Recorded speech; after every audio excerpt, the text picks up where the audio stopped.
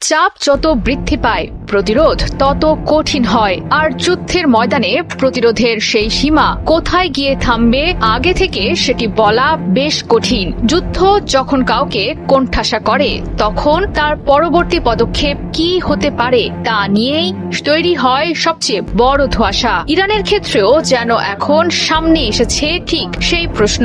মার্কিন ইরান সংঘাত যখন কড়া নাড়ছে 6 মাসের দোরগোড়ায়, তখন প্রশ্ন উঠেছে শেষ পর্যন্ত কোথায় গিয়ে থামবে ইরান? তবে কি শত্রুর বুকে কাঁপন ধরিয়ে দিতে পরমাণু হামলা চালানোর সক্ষমতা অর্জন করে ফেলেছে তেহরান?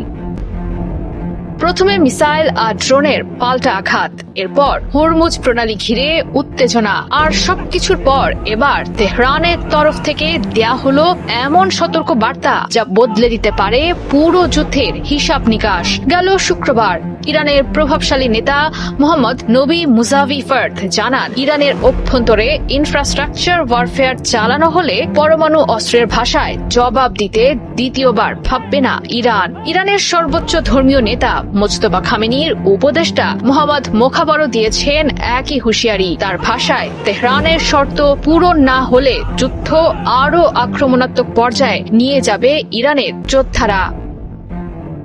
যদিও এতদিন পর্যন্ত ইরান বলে এসেছে পুরোপুরি শান্তিপূর্ণভাবেই পরমাণু কর্মসূচি পালন করছে তারা, তবে যুদ্ধ যত দীর্ঘ হচ্ছে ততই কঠোর হচ্ছে তেহরানের হুঁশিয়ারির ভাষা। শত্রুর বুকে কাঁপন ধরিয়ে দিতে এবার পারমাণবিক কর্মসূচিকেই যুদ্ধের হাতিয়ার হিসেবে ব্যবহারের বার্তা দিল ইরান। আভাস দিয়েছে ইরানের গুরুত্বপূর্ণ অবকাঠামো হামলার লক্ষ্যবস্তু হলে এতদিনের পারমাণবিক নীতিতে বদল আনবে দেশটি।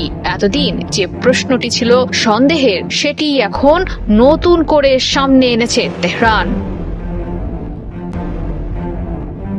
ইসবের গল্পে বাতাস যত শক্তি দেখিয়েছিল, পথিক তত শক্ত করে নিজের অবস্থান আঁকড়ে ধরেছিল। প্রায় 6 মাস ধরে চলমান মার্কিন ইরান যুদ্ধ যেন নতুন করে সামনে এনেছে সেই বাস্তবতাই। শত্রুর তরফ থেকে চাপ যত বৃদ্ধি পাচ্ছে, ইরানের প্রতিরোধের ভাষাও তত কঠোর হচ্ছে, আর এই ভাষায় এবার যোগ হলো পরমাণু অস্ত্র। প্রতিপক্ষের ওপর মিসাইল আর ড্রোনের ধারাবাহিক হামলার পর এবার পারমাণবিক অস্ত্রের আঘাত হানার আগাম সতর্কবার্তা দিয়েছে ইরান।